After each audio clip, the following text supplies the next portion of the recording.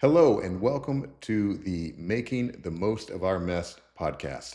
I am Doug, and this is Janan, and we are on, I don't even know what episode number that we're on. I don't know either. Took a little bit of a break because life happened and things just is what they were, and we'll probably talk about that in future episodes.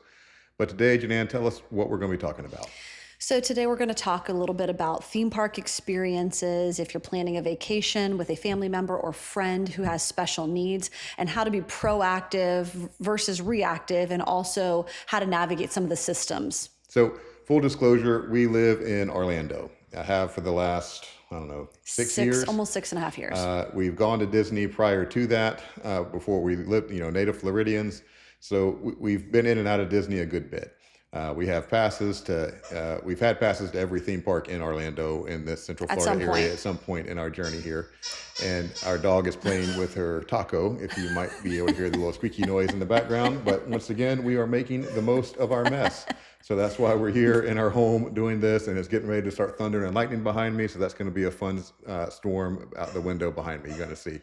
So theme parks, we've been through Disney, we've been to Universal, we've been to Legoland, we've been to SeaWorld, to Busch Gardens. We've also been to Dollywood out of state as well, and I think you and a couple other family members went to Hershey Park. We've been to Hershey Park. We've been to California Disney. Disneyland. We've and been to Universal. California Universal. That's right. We are, we've gone to way too many theme parks and spent way too much money. And true story, in the mousetrap Doug made is for humans. really not a theme park fan, if we're being honest. It's not his choice place of vacation, but with the needs of our family and the different interests, we make it work.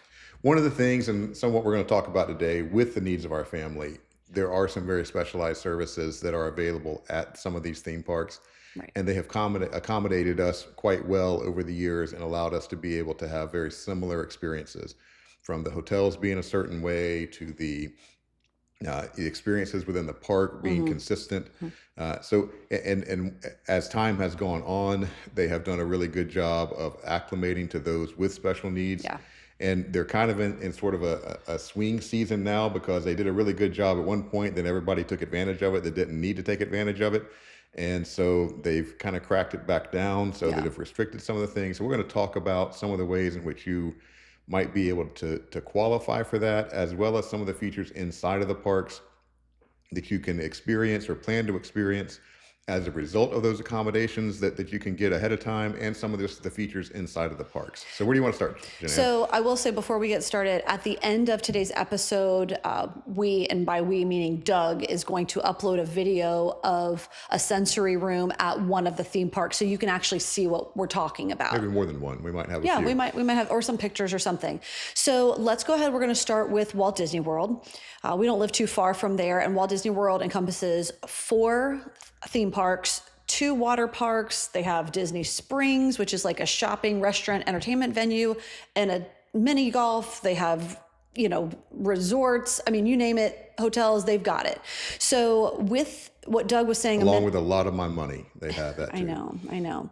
With that, Doug saying a couple minutes ago about how they've really cracked down on some of these disability access passes, I'm going to tell you the verbiage changes from park to park and from time to time. So we're going by what our most recent experiences has been. And we might not even have the actual right verbiage at this point. Correct. But you can get it from where we're talking about. So they have cracked down because people were abusing the system. My pinky toe hurt, so I'm going to get this disability access service pass. And so basically what it is they give you a way to be able to wait in a shorter line or not wait as long in the actual line. Right. You still typically have to wait somewhere in the park, but you don't necessarily have to wait in the actual line queue to be able to access if you have these types of passes. Correct. And the one for Disney is called Disability Access Service Pass.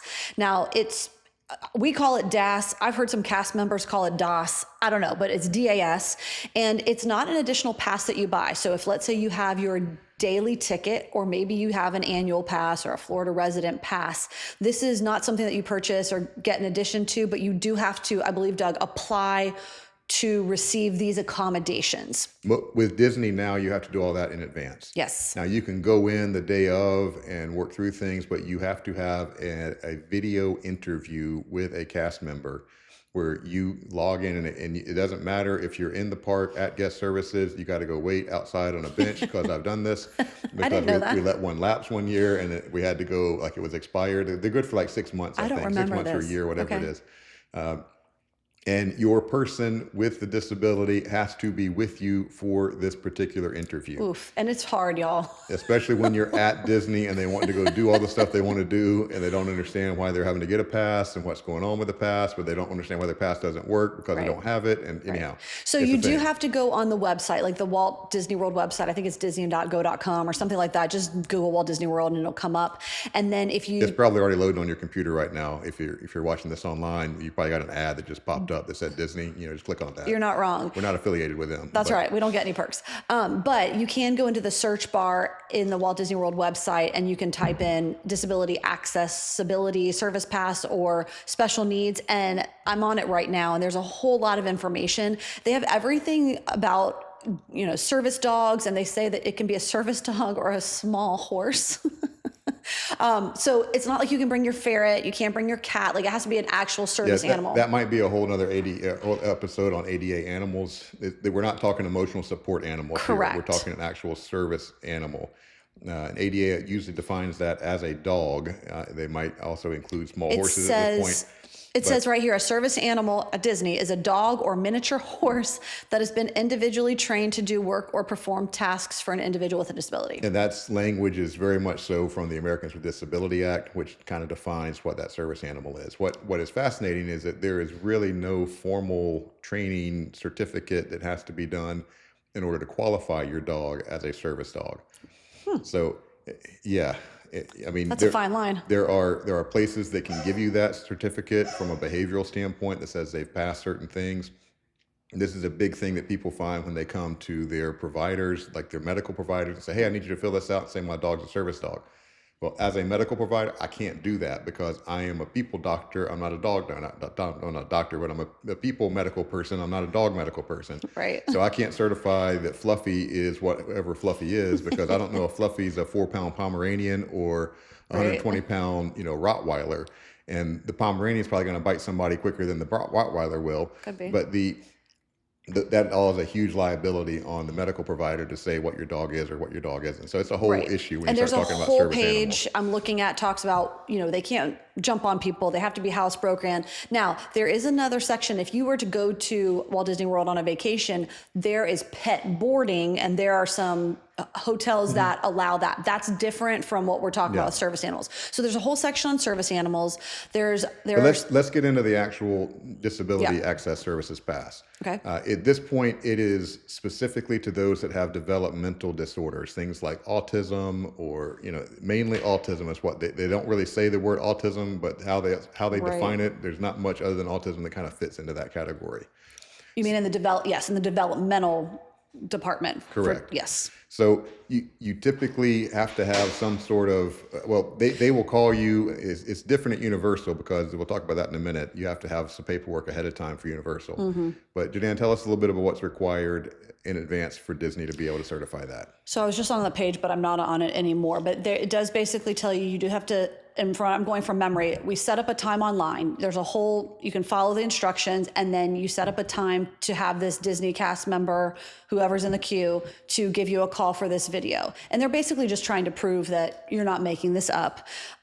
They have some other. And part of the reason they're doing that is they've monetized that whole system to be able to have shortened, their lightning lanes, they call them now. Right. So instead of people paying whatever the money is to get the lightning lane for the day, they just pretend they're disabled for a little bit. And then they go get this lightning lane through this disability pass for a disability they don't actually have. Well, and the thing is, And the it's that lightning whole, lane. This is why we can't have nice things kind of a statement comes out. And the lightning lane, if you're familiar with that term, it has changed over time. Fast pass, you name it, it's basically the lightning lane is if some people go to the park and they pay extra, they can go into this special lane and not the standby lane, and then they don't have to wait as long. Ultimately, that's what you're getting by getting the disability access service pass. Like, you're not just jumping to the front of the line and then people have been waiting for 4 hours, right? You're usually given, I know we gave You a get a time. return time. Yeah, you get a return So if time. it's an hour wait for the line and it's 3 p.m., they're going to tell you come back at 4 p.m. and you can go through the lightning lane. Lightning lane, correct. And so there is still waiting, you still have to wait a little bit. Now, one thing for our family, we actually did not start this till probably 2018. I was looking back at a memory the other day about it. Tyler didn't need that way back when. He was able to. He was younger, a little bit more flexible than he is now. And they had a different system where you could get like fast passes in advance. They and sure that kind did. of stuff. They sure did. Anything, so we could figure all that out. Right. So basically what you do this interview, you go through all the things. And the person's going to ask you questions like, what is your disability? What do you have? What's difficult for you? What happens if you're in a tight space or you have to wait a long period of time, that kind of thing. It's not, they're not asking you for your social security number type of stuff, but you got to be able to be honest and truthful about what you can and what you can't do. Right. And the bottom line, like, this is not something like we've ever wanted. I think, Doug, you've said that this is like the only good thing that has come from autism, if we're being quite honest. And I will gladly wait in a line barefoot on broken glass, walking through alcohol, like it's, in order to not have to have this. But yes, it makes it so that we can have the opportunity to go experience this in the park. Right. And really it is for the person who has the disability, but also you got to remember, you're going as a family, or you're going with a bunch of friends, or maybe a family reunion. This disability affects everybody. Right. And so for us in particularly, the waiting can be very, very challenging, right? And then if you have someone screaming behind you, or someone crying, or there's smells, or there's sounds. You got your one kid that doesn't need the pass that's waited for an hour and a half in the line, and they get 5 people to the front, and the one kid has a freak out, and it's like, okay, now we got to go because of this. Then it gets challenging. We've been there and done that. So that is one thing you need to do in advance. I do not recommend kind of what Doug did with Tyler. And again, I must have. They can do it, and they'll prioritize it for you can. if you're at the park or it's on a vacation. I mean, like I say, we had passes, we didn't realize it had lapsed. And so, so it was all relatively quick. And then once you get it, it's all inside the app. You pick the lightning lane inside the app, and it makes it really easy. So that's a little bit about Disney. And I'm going to be honest with you. We've had several encounters where our child was having a meltdown, a freak out. And the cast members are trained. They know how to respond in those situations. And I will tell you, people do extend, for the most part, a lot of grace. There have been situations where we had to get out of line, and our younger one really wanted to do it. Like, it affects everybody. And there have been times where they're like, hey, you guys just go ahead, and then the other parent takes it. Or we do like a child swap. You can do child swap like that. Unfortunately, it's quite obvious that we need help. Yeah, it is. So there have been some days where it's just been like, yeah, I see you, we get this. And I will tell you, there's a number of cast members that have autism, and we'll disclose that to people that have said, hey, I have autism. Let me help you work through this. Yes. Here's what you need to do, and they'll walk you through the things that you need to get. And, the people that work there, at Walt Disney World, it's the most magical place on earth, and Disneyland in California is the happiest place on earth. They don't want someone having a meltdown or crying or screaming in, this fantasy world, right? So they're going to do everything in their power to help you out. And honestly, like, I have been moved to tears many a times just by the kindness of cast members. I know the security guard helped us out one day. We had a situation. I was with the kids several years ago, and we were doing the scavenger hunt in Epcot, where I think it was for the Food and Wine Festival, where we bought the little map, and then you get stickers, and you have to match the sticker when you go to every country. And apparently I didn't see very well, and I told both of our kids to put the cheese Remy Ratatouille instead of the carrot one. And then we got to the end, and Tyler realized we had put the wrong sticker, and it was a full-on meltdown. And so he's crying, I'm crying. Poor Tucker's like, we did the wrong sticker. And then a security guard, you weren't with me that time, Doug, security guard stepped up to me, and I told him the situation, and I said, I'm sorry, I can't fix this, and it was totally my bad. And he goes, give me 5 minutes. And he came back with 2 new maps. We fixed the stickers. Then we finished our scavenger hunt, got the cups, and I took a picture with that man and gave him a cast compliment. That's another thing, Doug. You want to talk a little bit about that? It's just a way to honor and recognize the people that are working there. If you've had if you do it at Publix, they get a free sub. If somebody helps you out. Yeah, I think so. Oh, okay. And so, it's like the anti-Karen, like it's trying to find a way to tell people that are doing a really good job for you and go out of your way to compliment them and make it, we had an encounter at the hospital one time where, I don't know if I told you this. At what hospital? Whatever hospital you went, we broke your toe or something. Oh, okay. And we had a really good nurse. And so I called the hospital the next day, and I was like, hey, I would like to give a compliment about, nurse so-and-so. And they're like, hold on. And put me on hold for 5 minutes. They came back. I'm sorry, you said compliment, sir? And I'm like, yeah, I want to compliment. I want to let the leadership. And they're like, we've never had this. I'll take it down. Maybe we'll find a way to do it. But, so. Yeah. So yeah, it's kind of a cool thing to be able to call and not complain about somebody. Yeah. So that's how it works at Disney. And again, you can go on the app, you can pick, once you have all this taken care of in the app, it'll say Disability Access Service Pass. You click the little button and then you can select which ride you want to go to. It's And like when you one go at a back. time. You can't go select every single ride Correct. in the park. You do one, then you Yeah. get done with it, you pick another one, that kind of thing. And I will tell you, it can get very challenging when you pick the ride that your child loves and there's a weather delay or the ride has been shut down. What they will do at that point, they'll send you an update on your app, just like they do with anybody if they've gotten a fast pass or lightning lane, that they will say, hey, this attraction is closed, but you can select any of the following 10 options. That can be a challenge when you have someone who's really looking forward to do an outdoor ride. When they only wanted to go to one thing, that's the whole reason we're there. Yeah, exactly. But, we make it work. So definitely take a look into that. I want to go next to Universal. Again, we have more experience with Orlando. Universal's a little bit different process. They've utilized a third-party company. Yes. I believe it's called accessibilitycard.org is the website that you go through. It is, and it's the IBCCES card, and that doesn't just work with Universal. When you go through that, correct. There's a number of theme parks that I think SeaWorld also uses them as well. I think so. Like Six Flags and all throughout the nation, there's theme parks that you just kind of select, hey, I want this to apply to multiple theme parks. And I'm on the website right now. If you go to accessibilitycard.org, it has a whole video on what is this card, and it tells you to register. There's a couple things you're going to need to be able to know. They want actual medical diagnoses, like paperwork, and medical record type thing, or a letter from your provider, that sort of stuff. They will also want to have the NPI number of your provider. It stands for the National Provider Index. You can go online and find that. Your provider typically doesn't know. Hold on, Sydney. Sorry, the dog. When do you say provider? Are we? Oh yeah, that's the taco.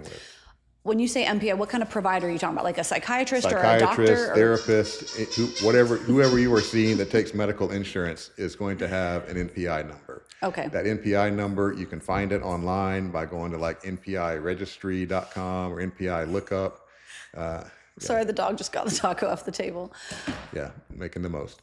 So you don't need get that from your provider. You can find it online. Now, if you go to a provider that's not licensed and is not taking insurance, that's going to be keep going. It's fine. It's going to be a little bit more of a challenge, because they're probably not going to get recognized quite as well. Yeah. But you'll need to be able to fill out a release of information in order for your doctor to either send them information, but ideally you want them to send it to you. So you'll have them write a letter saying what the diagnosis is and what's going on.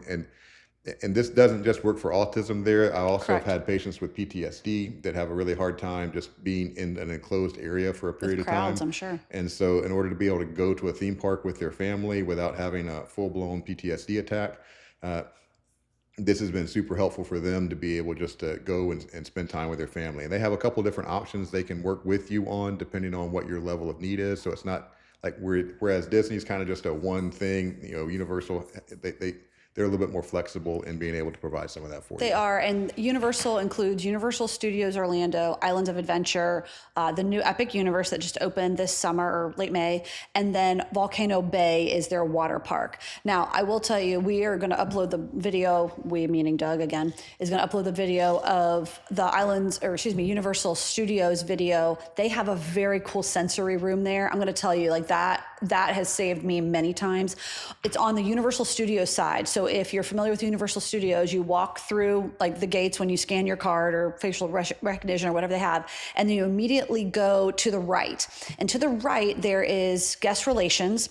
And then to the left of that, it's got its own little, I guess, lane now, and it'll say whatever the acronym is, IAC or something like that. And sometimes it's every 2 weeks, I believe you have to, is it renew it or re-up it? I forget. It's a little different. So I think it's every 2 weeks. You already have it. You don't have to go through the whole process again. They would just like, hey, they need to see the person. They need to scan the ticket. And then the people who are in the party with them get a little It depends on ticket, what right? sometimes it's a car that you can go back to. Okay. Sometimes it's a fast pass thing. I've had some people Like that a quick queue. they actually have a cast member that comes out and meets them and walks them to the front of the line, depending on Okay. what's going. So It it really varies. just depends on what the actual needs are of your person as to what that looks like. And that, again, is all located to the right of the entrance at Universal Studios Orlando.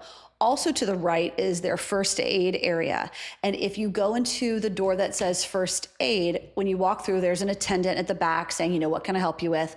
They have two little, what do you call them, bays or I don't know, areas. Rooms. They're little rooms. One, they have one for nursing mothers, and then the other is a sensory room. And it's really cool because it's small. I mean, I don't know how many feet, maybe Like a small bedroom, 10 basically. feet. And inside, it's got a little latch, and then you can, once you pull the little latch, it'll, say like not vacant or whatnot. And there was this like tube. There's like, it's got cushions, it's got decorations with minions. It has a couple things to touch, some tactile things.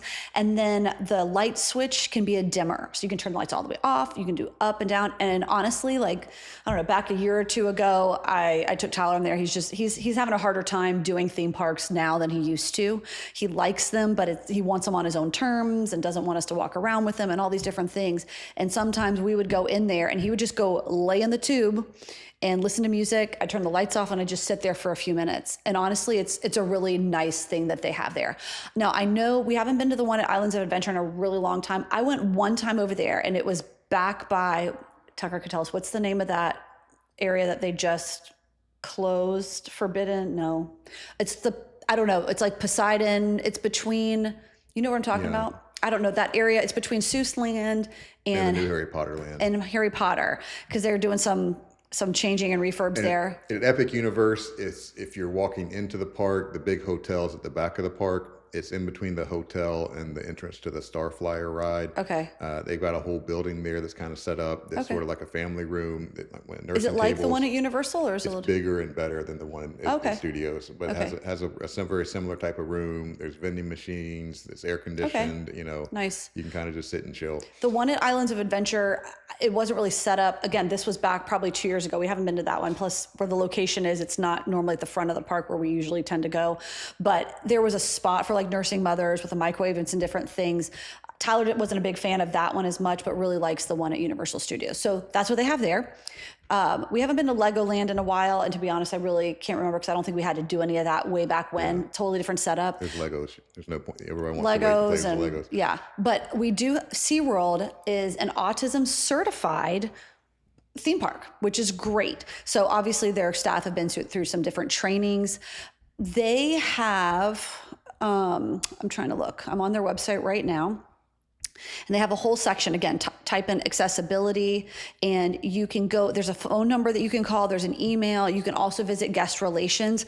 We have not used theirs in a few years because we don't have SeaWorld passes right now. It used to be a couple years ago, they give you a piece of paper, and then when the person that wants to go, say, ride Mako, they take the paper to the person tells them what the return time is, write it, and then you bring the paper back later. But I am not sure what it currently is right now. But also, you can't just take 15 or 20 people with you. I think SeaWorld's limit was about 8. So again, if you're going with a youth group or you're going with a family reunion, you've got to make sure that there are only a certain amount of people on that pass. There's only a few people that can go on with it. But one of the things that, as part of their autism certification, every ride that you go to at SeaWorld or every attraction that you go to at SeaWorld, there's little icons at the front of their line, at the front of that entrance to it on the sign that'll tell you what senses are going to be most excited during that experience. So if it's a loud ride, you'll see a little ear. If it's a motion ride, if it's a water encounter, That's nice. It'll tell you what kind of what senses to expect. So if you've never been, you don't know what the ride's going to look like, and your person's like, hey, they can't do loud noises, you'll know up front, this is probably not the ride for you to kind of go through. Right. I know that, like, when they talk about strobe lights, I know that can really affect people with epilepsy or even induce migraines and different things like that. Even if you don't have a disability, some of those things can come up, so you can see that as well. Also, I will say, like I mentioned a few minutes ago, every park, it could be a cast member at Disney, team members is at Universal, I think ambassadors, the people that work there, I think they're called that at SeaWorld. They're all very Model helpful. citizens at Model Citizens, Isn't is that what that they are? Legoland? I think so. I think so too. It was really cute. But they are really good about, like, there have been times where I want to sit close to the back. I'm trying, because honestly, every time we go places, we're looking for the exits, we're looking for the restrooms, we're looking for an out in case this goes poorly. Like, that's just, we're trained to do that. Part of our PTS for being special needs parents. So one thing you might want to do if you realize, hey, this isn't going to end well, and I don't want to do the walk of shame with a screaming kid or an adult going out of this venue, you can sit in the back and just let a cast member, team member, ambassador know, hey, my child or my husband or whoever it is has special needs. Can we sit close to an exit? And they're always great about accommodating. So again, those are just some tricks we've learned. Again, we don't want to be in this situation, and other people probably don't as well, but it's the way we've been able to make it work for our family. And if none of this works for you at theme parks, you can go to my favorite, which is a state park or a national park. And then they can scream all they want and nobody really cares. It's just things out there. Great. One quick thing before we end. We did go to Dollywood a couple Christmases ago. And Dollywood is also, I believe, an autism certified park. And I will tell you, Dolly does it right. I mean, that room was fantastic. And just so you know, you're not allowed to leave your child in the room. When I go to the park, they called us out on that. And so we had to stay with him, or else he would have just spent the whole day in the room at the park, and that would have been perfectly happy for him. Yeah, like it had a TV, it had like a rocking chair. I mean, I will tell you, Dolly's sensory room has been the best I've been to of any theme park. So, all right, we hope you guys are doing well. We hope this can help one person.